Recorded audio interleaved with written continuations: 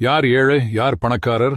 3 star ஹோட்டலில் தங்கியிருக்கும் சுற்றுலாவிற்கு வந்த ஒரு பணக்கார வீட்டு 6 மாத குழந்தையின் அம்மா ஹோட்டல் மேலாளரிடம் குழந்தைக்கு ஒரு கப் பால் வேண்டும் என்று கேட்கிறார். அதற்கு அந்த மேலாளர் பாலுக்கு நீங்கள் தனியாக பணம் செலுத்த வேண்டும் என்று கூற, பணக்கார அம்மாவும் பணத்தை செலுத்தி பாலை வாங்கி குழந்தைக்கு ஊட்டுகிறார். ஒரு நாள் சுற்றி பார்த்துவிட்டு ஹோட்டலுக்கு திரும்பும் வழியில் குழந்தை பசியால் அழுததால் ரோட்டின் ஓரத்தில் இருந்த டீ கடையில் ஒரு கப் பால் வாங்கி குழந்தைக்கு ஊட்டினார். பிறகு பால் எவ்வளவு என்று டீ கடைக்காரரிடம் கேட்க, டீ கடைக்கார பெரியவர் குழந்தைக்கு கொடுக்கும் பாலுக்கு நாங்கள் காசு வாங்குவதில்லை என சிரித்த முகத்தோடு பதில் அளித்தார். பணம் உள்ளவர் எல்லாம் பணக்காரர் அல்ல, அதை கொடுக்க நினைப்பவனே உண்மையான பணக்காரன். பொதுநலம் என்பது புல்லாங்குழல் போன்றது, சுயநலம் என்பது கால்பந்து போன்றது. இவை இரண்டுமே காற்றால் இயங்குகின்றன.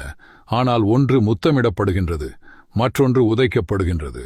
தான் வாங்கிய காற்றை சுயமாக வைத்துக் கொள்வதால் கால்பந்து உதைப்படுகிறது.